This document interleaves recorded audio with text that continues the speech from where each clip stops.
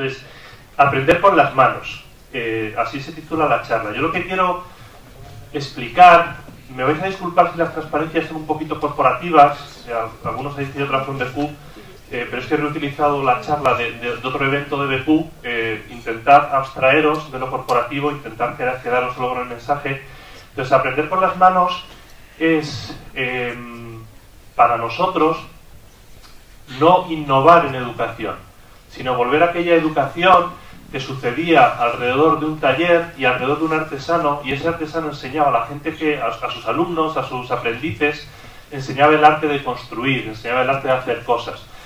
Ahora hemos puesto la palabra maker, importada de la lengua anglosajona, pero ya tenemos esa palabra en español, que no es hacedor, es artesano, el que construye, el que hace, el que crea con las herramientas que tiene a su alcance. Solo que esas herramientas actuales pues no son el cincel, a lo mejor, o no son la arcilla, que lo siguen siendo, pero bueno, pues son las impresoras 3D, son los arduinos, es la programación, es Scratch, son todas esas herramientas que nos permiten crear y que además nos permiten pues que gente como Nieves tenga acceso a esta tecnología no con 20 años en la universidad, sino quizás con 8 años. Entonces, esto lo que es un alegato a una educación que no está fundamentalmente basada en la abstracción, en una pizarra donde un señor o una señora escribe fórmulas que al fin y al cabo no son más que números y relaciones entre números, sino una educación que es tangible, una educación que se hace con las manos, ¿de acuerdo? Algo que se aprende con las manos. Entonces, lo que yo voy a contar aquí es cómo un grupo de personas de BQ, pero dentro de una comunidad muy grande, o sea, esto ni lo hemos inventado ni seremos los mejores, un grupo de personas en BQ dentro de una comunidad muy grande propone un nuevo sistema de educación que se basa en las manos y no en la abstracción. Entonces, bueno, aquí empieza la parte de rollo corporativa. Diréis, ¿por qué? ¿Por qué BQ hace un robot? O sea, ¿por qué ahora se está poniendo tan de moda el meter la robótica en el aula? Pues se está poniendo tan de moda el meter la robótica en los colegios, en las asignaturas. En la Comunidad de Madrid, por ejemplo, tenemos este año una asignatura por primera vez, obligatoria, en la ESO, que es Tecnología, Programación y Robótica.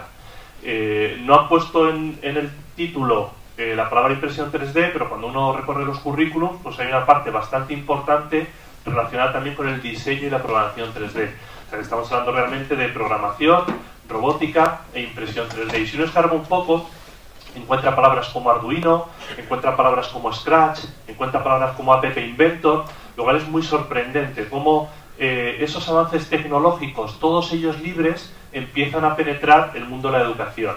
Entonces, ¿por qué? Olvidaos de por qué nosotros lo hacemos nosotros, sino por qué hay tanta gente, por qué está Arduino, por qué está el MIT con Scratch y App Inventor, en España pues Scornabot, Kikiri Labs, un montón de gente, ¿por qué están insistiendo tanto en meter la robótica en las aulas? ¿De acuerdo? Entonces, si os fijáis, un robot, aparte de ser una cosa muy divertida, aúna todos los elementos que tiene un producto tecnológico. Si yo saco el móvil y os digo ¿qué tiene un aparato como este? Entonces, un aparato como este tiene tres cosas fundamentales. Tiene pantalla negra, tiene software, es decir, tiene Android, tiene una serie de aplicaciones, tiene cosas dentro, tiene software, tiene hardware, es decir, tiene un microprocesador, tiene sensores, tiene pantallas, tiene actuadores de algún modo, y tiene diseño, ¿de acuerdo? Entonces, si hiciéramos una encuesta diciendo qué os ha hecho elegir a vosotros vuestro móvil, y obviamos el precio, asumamos que todos los móviles valieran igual, la elección probablemente no fueran las especificaciones técnicas, la elección probablemente fuera el más bonito, ¿de acuerdo? Entonces, por eso, el diseño, que habitualmente no se ha considerado como parte de la tecnología, el diseño, el arte, la belleza, es algo fundamental. Por esa razón, lo que en Estados Unidos empezó llamándose STEM, refiriéndose a la tecnología exclusivamente, ahora se llama, pronunciado en español, STEAM. La A es de arte, ¿de acuerdo? El arte como elemento cohesionador a la tecnología. Entonces, ¿por qué? Volviendo a la pregunta, ¿por qué robot? Porque un robot puede ser bonito o feo, tiene arte, y no da lo mismo un robot que sea atractivo, aunque sea funcional, a un robot que no lo sea. Un robot tiene hardware, tiene electrónica, básicamente casi todos se basan en Arduino a día de hoy, entonces tiene las placas Arduino funcionando dentro y tiene programación. Hay que programarle para que haga algo, ¿de acuerdo? Entonces, cuando queremos educar en tecnología, tenemos que pensar ya con la mentalidad a lo mejor del ingeniero de dividir y tener claro, bueno, ¿qué significa educar en tecnología? Pues educar en tecnología significa enseñar a programar, significa enseñar electrónica, enseñar hardware y significa enseñar a diseñar, a materializar, no el diseño como vía de hacer algo virtual, como puede ser un videojuego, como puede ser un avatar, sino el diseño como vía de materializar ideas. Y de nuevo, aquí la impresora 3D quizás es una herramienta actual y privilegiada, pero no es la única. Todos los métodos tradicionales de fabricación son muy válidos e incluso yo me atrevería a decir que la gente que no tiene acceso a impresoras 3D y aún así sigue haciendo robots desarrollan la creatividad mucho más, porque se ven obligados a utilizar de modo ingenioso materiales que no estaban previstos para hacer un robot, como por ejemplo hay un grupo en Gerona que no sé cómo se pronuncia, el Racodes, Robotaires, algo así, que en Twitter tienen sus robots puestos y básicamente están hechos con cartones de leche, CDs, cajas. Es algo muy bonito. Es muy bonito cómo con materiales no habituales los niños son capaces de hacer cosas estupendas, además de funcionales, ¿de acuerdo? Entonces, programación, hardware y diseño 3D o diseño de las cosas, ¿vale? Entonces, la siguiente pregunta es muy bien. Queremos enseñar eso. Queremos enseñar a hacer un producto tecnológico. ¿Y ahora cómo lo hacemos? ¿Y a quién se lo hacemos? Como hemos dicho, Nieves llegó tarde, llegó con 20 años, prácticamente jubilada, ya poco puede hacer. Entonces tenemos que empezar mucho antes. Tenemos que empezar 8 años, 7 años, 6 años. La gente del MIT, del Scratch, proponen Scratch a partir de los 8 años. Dijeron que los 8 años era la edad en la que el niño empieza a ser capaz de abstraer los conceptos del pensamiento computacional. Es cierto que hay plataformas que permiten adelantar mucho antes, como el Lego WeDo o este robot, el V-Bot, que es la versita esta simpática, pero digamos, la programación como cosa ya, por decirlo de algún modo, racionalizada, que el niño puede entender lo que es un bucle, lo que es un condicional, pues la gente del MIT en sus estudios, cuando hicieron Scratch, decían 8 años. Entonces supongamos que es a partir de los 8 años. Entonces cuando empezamos en BQ, con esto cometimos un error. Y es que el mayor error que cometimos es que el departamento educativo éramos ingenieros, exclusivamente. Entonces los ingenieros, aparte de ser gente peculiar, creemos que lo sabemos todo. Y no es verdad, no lo sabemos todo. Entonces, cuando empezamos dijimos, bueno, pues vamos a hacer lo que a nosotros nos gustaría haber tenido cuando éramos niños. Claro, todo el mundo levantó la mano, del departamento éramos 6 o 7, y dijimos, un Arduino. Obviamente, nuestros sueños de ingeniero transportados a nuestra infancia pensó en un Arduino. Entonces, bueno, pues empezamos a ver placas Arduino. No fuimos tan atrevidos como para meternos con la protoboard, porque pensábamos que el cableado de la protoboard para 8 años podía poner una dificultad añadida que en ese momento no nos parecía justificada. Entonces buscamos otras variedades en las que se pudiera enchufar más fácilmente, pero básicamente proyecto Arduino, ¿de acuerdo? Obviamente en ese departamento los 8 éramos de Clone Wars, entonces impresoras 3D. Y finalmente programación. Y en programación pues cogimos Scratch y empezamos a trabajar con Scratch for Arduino. En el caso de Scratch for Arduino tuvimos alguna dificultad porque funciona muy bien, pero la placa tiene que estar conectada, lo cual para robótica pues no es posible porque el robot se va. Entonces Scratch for Arduino no nos servía. E hicimos pues un Scratch para programar Arduino, efectivamente para programarlo, que era BitBlock, ¿de acuerdo? Y empezamos con eso, pero si os fijáis, el punto de partida era la programación, el punto de partida era el diseño 3D y el punto de partida era la electrónica, y lo estupendo, es lo que hemos dicho. Pero con eso no llegábamos a los chavales. ¿Por qué? Porque les da miedo a ellos, de repente veían una placa y no sabían qué hacer con ella, le daba miedo a los padres, más grave todavía, pues si el padre no les compraba las cosas, peor, y le daba miedo a los profesores, más grave todavía, porque si el profesor, que es el embajador de la educación a los padres, no lo implementa en el aula, no servía para nada. Entonces, de algún modo habíamos empezado en un nivel que en el fondo era nuestro punto de llegada, no debería haber sido nuestro punto de partida. O sea, el objetivo del proyecto educativo tendría que haber sido conseguir que el mayor número posible de niños llegasen a lo que para nosotros era el inicio, que es la programación, el diseño 3D y la robótica. Y eso obviamente no era el modo. Entonces, dando vueltas más bien, conocimos a una persona que se llama Sergio Galán. Sí, creo que es el apellido, no estoy seguro, el nombre es seguro, Sergio Galán, o sea, Sergio, el apellido creo que es Galán, que bueno, pues trabajaba en proyectos de innovación social, de innovación cultural, allí en Madrid, y entonces le propusimos si quería ayudarnos a hacer un producto que no empezase al final, sino que empezase al principio. Y entonces él lo que nos dijo desde el primer día, y ahí nos abrió un poco la mentalidad a todos, es que eso que nosotros poníamos como punto de partida era el objetivo.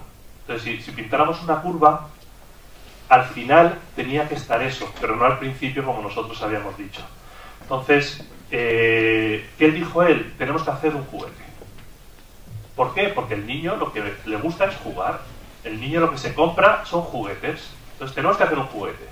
Entonces, pues ya la gente de innovación, que es muy de lo libre, cuando tiene que hacer cosas, no piensa, sino que se mete en Internet. ¿De acuerdo? Entonces se metieron en Internet y encontraron este robotito que está en Thingiverse, que es un robot libre, bueno, 100% libre, Creative Commons Attribution Share Alike, que se llama Bob. Entonces dijeron, oye, pues qué simpático, vamos a empezar a experimentar con él. ¿De acuerdo?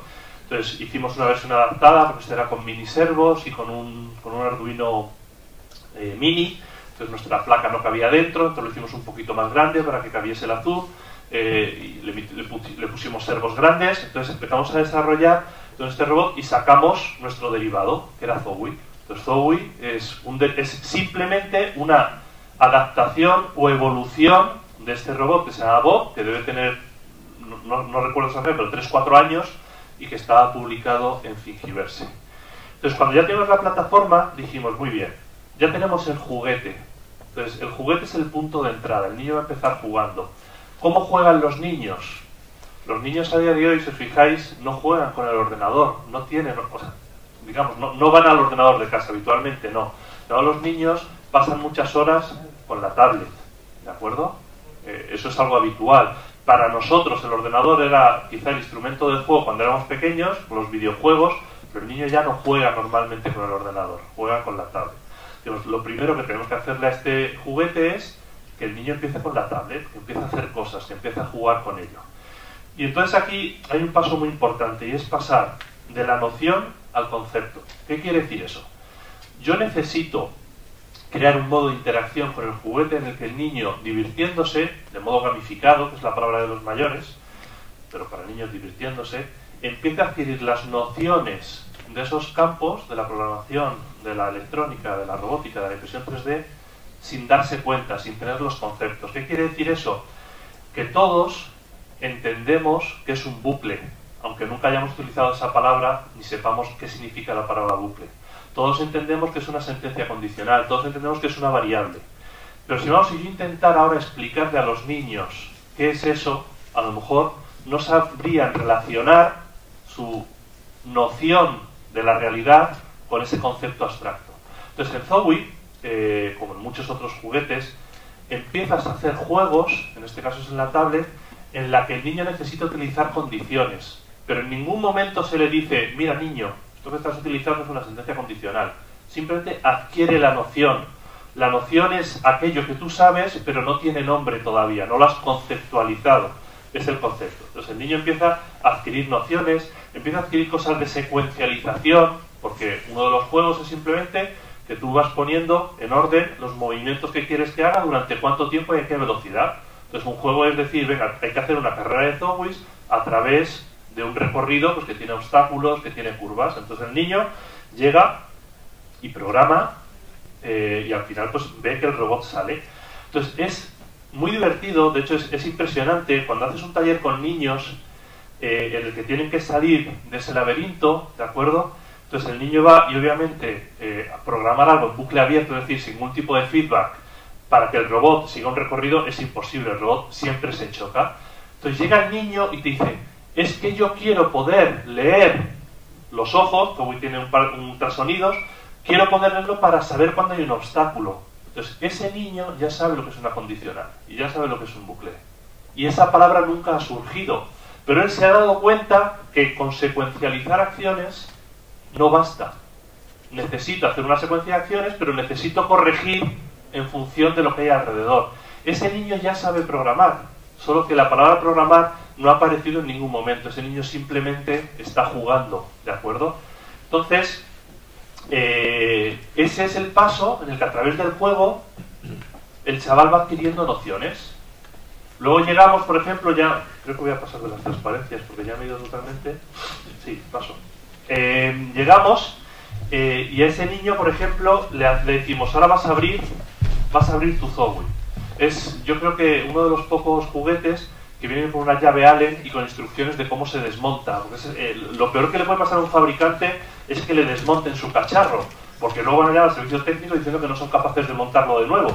Entonces, nosotros a posta hemos metido instrucciones de desmontaje y la llave Allen. ¿Por qué? Porque dentro lleva un Arduino, o la versión de Arduino que ha hecho BQ, y lo que queremos es que el chaval lo desmonte, vea lo que tiene, vea cómo hay conexión entre esos ojos y la placa, entre la placa y los motores, e incluso si quiere que empiece a modificarlo, que empiece a tunearlo, ¿de acuerdo? Entonces, en ese proceso, el niño empieza a entender que eso que él había llamado ver, en el fondo no es más que un sensor que está unido. Y si ahí entra el educador y le dice, pues esto es como un murciélago, o sea, emite ultrasonido, lo recibe, esas nociones empiezan a pasar a ser conceptos.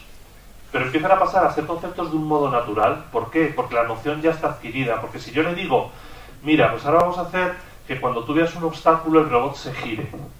¿Cómo lo harías? Y se lo preguntas al chaval. Pues muy sencillo. Si hay obstáculo, girar a la derecha. ¿Y qué quiere decir si hay obstáculo? Pues estar cerca. Y le sigues preguntando, ¿y qué quiere decir estar cerca? No, pues que yo lo que veo aquí es que está a menos... Bueno, las medidas, los de 8 años no lo llevan muy bien, no te dicen 3 metros, como 3 centímetros, pero bueno, si está a menos de tanto, y ya tenemos un bucle, mientras esté a más de 10, avanza, de lo contrario, gira. Y tienes un programa así de sencillo que hace que el robot sea capaz de seguir un recorrido esquivando obstáculos. Y el niño lo ha sacado solo, no has tenido que explicarle nada y no has empezado con una clase de pizarra sobre la teoría del pensamiento computacional y la algorítmica, sino que el chaval ha empezado jugando de modo natural. Si eso obviamente le añades gamificación, si le añades una parte en la que el niño grabe sus logros y los suba a internet, pues ya has hecho la redondel del círculo. Ayer estaba en Barcelona hablando con unos colegios, hay un proyecto que estamos intentando poner en marcha con Ayuda en Acción para ayudar a colegios en centros en lugares con riesgo de exclusión social. Y entonces nos contamos de los profesores que uno de los grandes problemas que tienen es con YouTube, y están en ese punto en el que están decidiendo si capar el acceso a YouTube desde el colegio, porque los chavales se pasan en el aula pues, con el móvil, etcétera. Además, como son niños pues en situaciones difíciles, la disciplina, o sea, no basta decir no se puede usar el móvil en el aula, pues da igual. ¿Qué puede pasar? Entonces lo que le decíamos es, ¿y por qué no hacemos lo contrario? ¿Por qué no les obligas a usar el móvil en el aula? ¿Por qué no les obligas a grabar lo que hacen y además les obligas a subirlo a YouTube y le evalúas por el vídeo que hayan subido a YouTube? Entonces, ¿por qué entender la educación como prohibición en lugar de entenderla como oportunidad para utilizar bien la tecnología? Entonces, todas esas ideas es lo que estamos intentando a través de Zowie y de todo lo que venga en el futuro, con muchos otros, pero eso es importante, la palabra con muchos otros debería aparecer continuamente, ¿de acuerdo? Es lo que estamos diciendo con muchos otros, que sea la nueva educación, una nueva educación que cambia totalmente el modelo del profesor, como el que suelta una charla y ya está, y el niño empieza a ser el protagonista con la realidad que le rodea, ¿de acuerdo? Entonces eso es. Entonces, bueno, el caso es que después del juego, todos esos proyectos, toda esta línea de proyectos guiados, al final del todo, en los talleres, si da tiempo, depende del taller, de las horas y bueno, de cómo vaya, no siempre va tan rápido o tan bien como uno se esperaba, llegamos a BitBlock, y BitBlock, os recuerdo que era esa herramienta como Scratch, igual que Scratch. Entonces al final llegamos a BitBlock y ya le ponemos el desafío del robot que tiene que salir del laberinto. No en cuanto a encontrar una trayectoria, o sea, realmente no es un laberinto, es un recorrido y tiene que hacerlo. Y para nuestra sorpresa, le dices al niño que lo haga, pim, pim, pim, pim, y lo hace. Sin explicarle nada, lo hace, lo entiende.